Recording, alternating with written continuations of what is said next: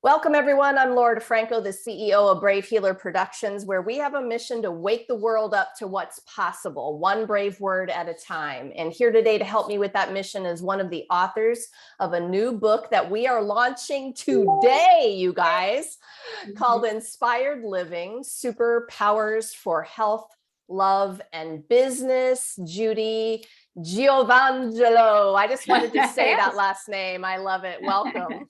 Thank you very much. It's an honor to be here.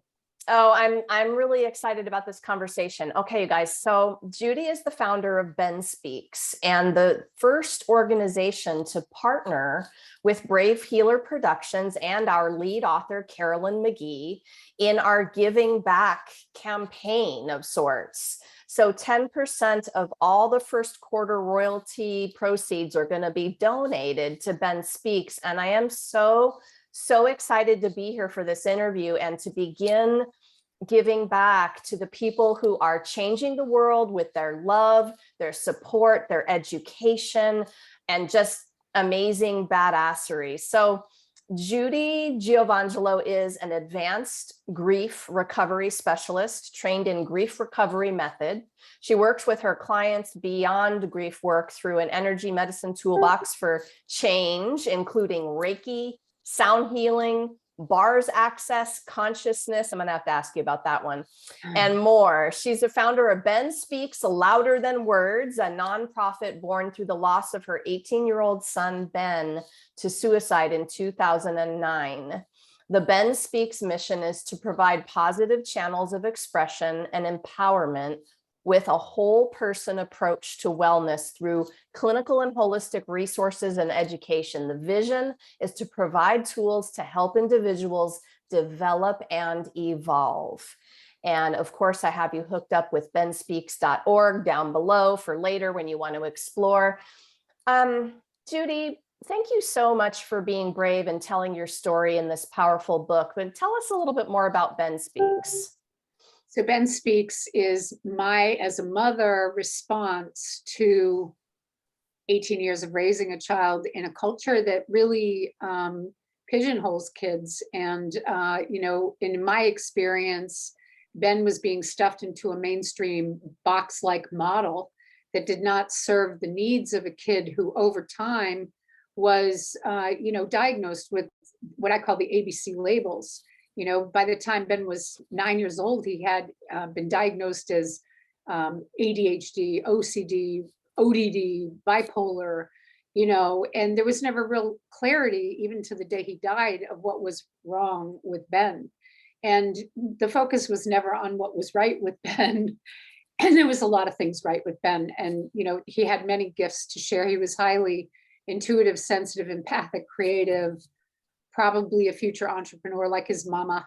And I, saw even before losing him in the journey of dealing with his mental illness, because when mental illness is in a family, it's systemic. And I had to, I had become a healer over the years of raising him and started to see the systemic aspects and the patterning that was running through the family lineage and the karma and all that. And so, I saw that he was a reflection of me. And was also grateful that he channeled to me on the day of his death and told me that I would become a voice for change. I'm not sure I would have had the courage to do that had he not, in my awareness, communicated that to me. Well, okay, so that was actually one of the questions I wanted to ask you today. I'm going to get to that in a minute about the channeling, but I want to back up to something that you said that I think is so important. He had all of these diagnoses, and what you knew about him as a mom was that he was highly empathic and sensitive. Yes. And there was, right.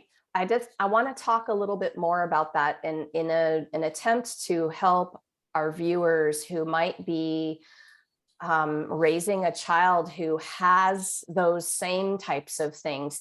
Tell us more about how you knew that and how you knew that's what that was. Well, I had been developing as an energy medicine healer from the time he was 13 until he took his life at 18.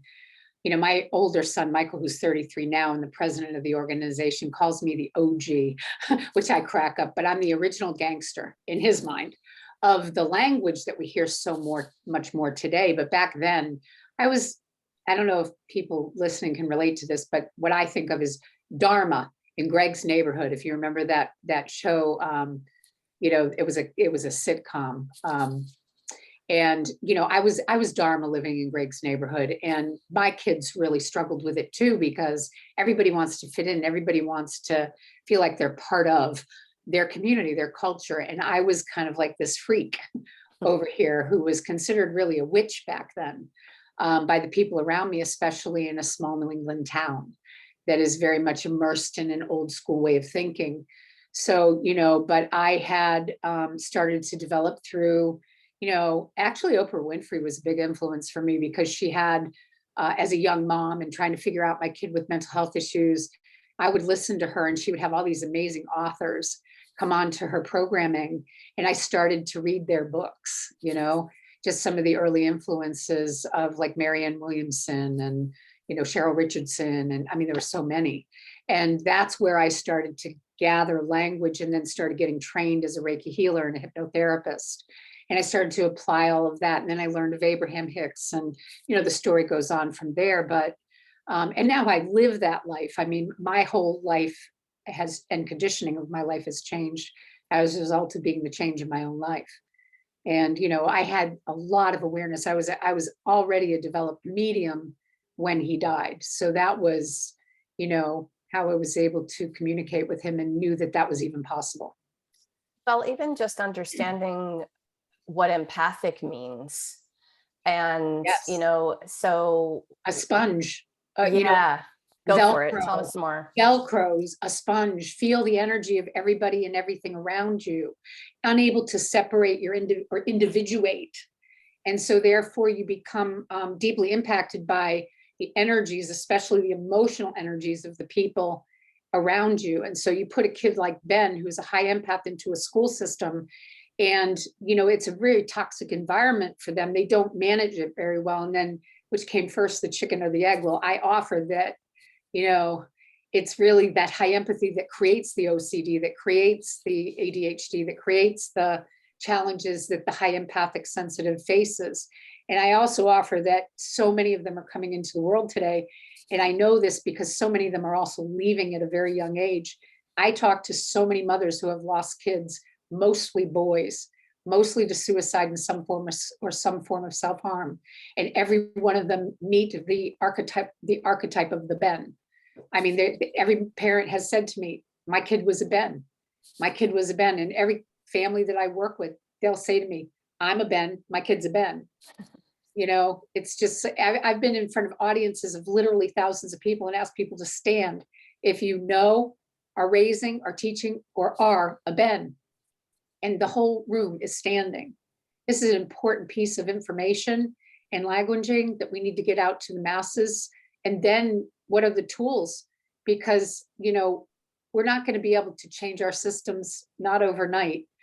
In my awareness, and what I try to do is bring as many tools and resources and opportunities for kids like Ben to learn how to be okay in their bodies, in their skin, as they are, no matter where they are in the world, so that we're not trying to have schools match them, but we're having them learn how to be okay in school.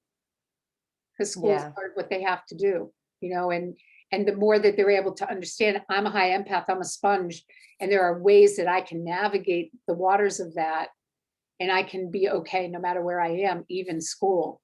That's a game changer.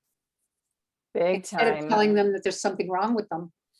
And that's what we do as a culture. We say, well, you're OCD, or you're autistic, or you're this, or you're that, and now you need medication. And so now we're going to give you these pills, and that's going to mask really who you are innately. And now you're not going to feel good about who you are. And I'm not saying medicine is bad by any means, because I think it's necessary, but it's only one tool in the toolbox. And there's like a million tools. Yeah. And we know that's a tough subject about medication, but I do think, this book about superpowers that we have put together, it's like you're masking the superpower. And so it's just a different kind of education that needs to happen. And like you said, so important that we get this idea out and this education out in a bigger way. And thank you for being one of the people who is doing that. Yeah, I became a voice for change in that moment. And I speak on behalf of the Bens. Okay, so I think you already answered this question from what you were saying before, but this is what I had wanted to ask you earlier. Was the connection with Ben after he passed the first time you experienced that channeling, or had you already been doing it and experiencing it by then? Yes, I had two sisters that were my older sisters. They're both in spirit today. Candace was 7 years my elder, and Lindsay was 10. We moved to Boston together when I was 18 from Florida. My mother came up after us, and they delved into spirituality through the Spiritualist Church very early upon our arrival here in Boston. And I went along with them because they were my sisters. And I always knew that I had intuitive gifts, but I shut them down because I was scared of what I saw and felt. And I had no context for it or no language. And so, it was shut down at that point. But I started practicing mediumship through the Spiritualist Church when I was 21, 22 years old. And I realized that I had the gift. There's one story where, I had the experience of, oh my God, I really have this gift. And so I continued to develop it over the years with my sister Candace and through lots of different means. And 2 years leading up to Ben's death, I became a yoga teacher. I had my own center, all the while trying to raise this mentally ill kid who had a lot of issues. Ben's life and his karmic stranding is very much connected to mine. So there's also a past life story that's connected to us, which is in my book called The Phoenix Rising, Mother's Journey Through Life and Loss. You'll get a taste of that if you were to read that. But we cleared up a karmic piece through the journey of healing together. And I was fully developed as a medium. I was teaching mediumship classes at the Enchanted Fox in Medway, Massachusetts, for 2 years leading up to his death. And it was never anything that I never had the desire to be a platform medium. I've always had the desire to help people connect the dots from their own inner landscape to what they're seeing around them and make those connections to spirit. So I was doing that consistently for 2 years leading up to losing him. Okay, so that moment and part of what you share in this book wasn't a surprise. You were ready for the message. Yeah, and Ben's soul, when I walked into the room, after finding him was a horrific scene. But now he's at the hospital and I'm at the hospital and there's the mad rush of people coming. But I said to him, I said to the folks at the hospital, I want to see my son. And I walked into the room and I remember saying in my head, I could punch you right now.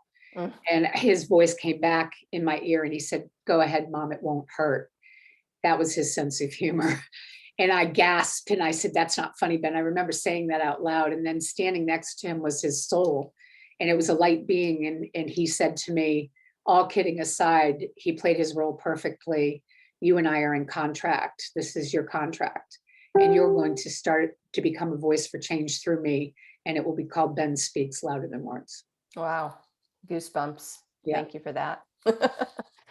Oh my goodness. So, I said yes. I was like, okay. And in the mother's heart, I'm like, oh my God, like what? Are you kidding me? Yeah. So there was this, dichotomy playing out for years after that. But the mission was born, and it's been an extraordinary journey. We're 13 years out, and a nonprofit born in the way that this one was. Most of them don't last more than 4 or 5 years, but Ben Speaks has, and we're just getting started, I think. Yeah, I think that's amazing. Congrats for being here 13 years later. So what are some of the basic things you want people to know who are going through this? That you're a powerful creator. Ben Speaks' message is all about the power of choice and the superpowers that live within you, which I don't use this language in the mainstream platform, but I know I can use it with you and the people listening through this venue, which is that, our chakra system is a template for understanding oneself, and that you are here to create whatever it is that you want or desire. And so often our traumas and our addictions and all that stuff get layered on top of what is underneath, which is the truth, which is that you're a superpower. You can be, do, or have anything you want in this life. And it's through what you think, say, feel, how you act, react, respond that creates your reality. And that's your chakras in a nutshell. And I've developed a program for Ben Speaks that is very mainstreamable, that is teaching that, the power of choice, and that you have the superpower of your own thoughts, words, feelings, and actions. And that's ultimately what leads to your destiny through your own intentions and actions, no matter what you face in life, because we're all going to have our challenges. You know, if you're you're OCD, but you're a lot more than your OCD. Ben wore the OCD as a scarlet letter on his chest. That's who he identified himself as. And so, you know, in that moment of despair, when he felt completely shoved back by the events that occurred on the day he took his life, OCD won. You know, that's what happened. Are you serving more the kids themselves or the parents these days with the organization? Oh, we're still trying to figure out the niche for the curriculum that's been created. I have spoken in hundreds of schools at the middle school, high school, college level. It's not easy to get into schools. And now with COVID, it's even harder. And we're not really focused so much on that as trying to find the right relationships, maybe the YMCAs, the Boys and Girls Clubs, where we can get directly in front of kids and train teachers or, you know, camp counselors or whoever. I'm not sure we've actually found the niche yet, but we've also developed a program called Survive to Thrive, where we're, because we're all about finding the whole toolbox instead of, you know, medicine being the only tool in the toolbox, you know. And so how do you access a whole child, whole person, whole family approach to wellness?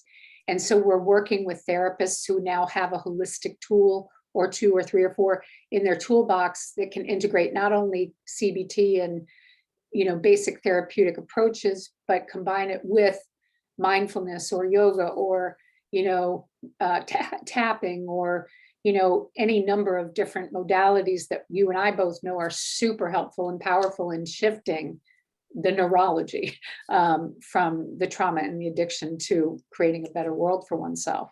So Survive to Thrive is now putting out programs that are being led by me as the curriculum director, and, you know, the people found by me, and then the therapist who is offering something, putting it out in the demographic that they're looking to serve. You know, that idea of that holistic toolbox turns me on. I think this is part of the answer here, is getting all of the strategies and all of the tools. And I appreciate that you're making these efforts. And I love the fact that, you know, possibly somebody listening to this today will be that contact for you. So if you are watching today, if you're listening, share this out with your audience, share it out. You never know who can take this a step further. And the collaboration is what we are all about here at Brave Healer Productions. So Judy, I really can't think of anything more heart-wrenching than the loss of a child. When I think about the struggles I've been through personally, they don't pale in comparison. And while it's not about comparing traumas of our lives, I want you to know that perspective is everything when it comes to being a warrior and maintaining an indomitable spirit, is how we talk about it in the martial arts. Your story has helped me. And I'm so glad you've been able to survive this journey in a way that you're being there for others. That's badass. Thank you. So thank you so much. And thank you for being here today to share everything. What last message do you have today? Just to love you, know you, grow you, just be you, you know, wholeheartedly, and be okay with that. You know, that's all any of us really have, is to just be ourselves, and to know it's okay to just be yourself fully. Nice. And to stay as present as you can in the moment. I mean, life's complicated, so I don't know that I have anything other than my own life experience to share from. And you know, what I've learned in my journey is that, you know, and I guess in a closing statement, it would be around grief, based on what you said about being a mother who has lost a child. Most definitely losing a child is one of the hardest things that anyone will ever have to go through. And, you know, that leads to the fear of losing the other two that you have. And there's a lot around that. And that, you know, I think it's important that the world know that grief is natural and normal. We are all going to leave this earth plane. We are not any one of us going to be in this body. And I really want to, in addition to the work of Ben Speaks, be a voice for normalizing grief, because it's part of the journey. And, you know, I'm grateful for the 18 years that I had with that boy, and I'm grateful for where he is today. I've lost two sisters, a mother, a marriage, a brother-in-law to suicide. And I know that anybody who's not still in body is still here and is still with me, and I still have access to them. And I call them my angels in the outfield. And so, you know, I think that we can all learn to be okay. I'm okay. And you can be okay too. Thank you, Judy. All right, you guys, learn more about Ben Speaks. I have the website down below for you. Please explore. And of course, hop over to Amazon today and beyond and grab your copy of this amazing book. It's going to be specially priced for launch. 10% of our first quarter royalties are going to Ben Speaks to help this amazing organization. We are so happy to be able to do this. And listeners, again, if you have a moment to share the interview out, we will greatly appreciate that. And one other thing you're invited to is our live stream book launch party. That's coming up on July 15th, 10 a.m. Eastern. I'm going to be gathering with Judy and all of the inspired living authors. They're going to share their inspiration with you. That's going to be a fun event later on this week. You're going to find us on the Brave Healer Productions Facebook page for that. And lastly, today, everyone, remember, your words change the world when you're brave enough to share them. It's time to be brave. See you next time, everyone. Thank you, Judy.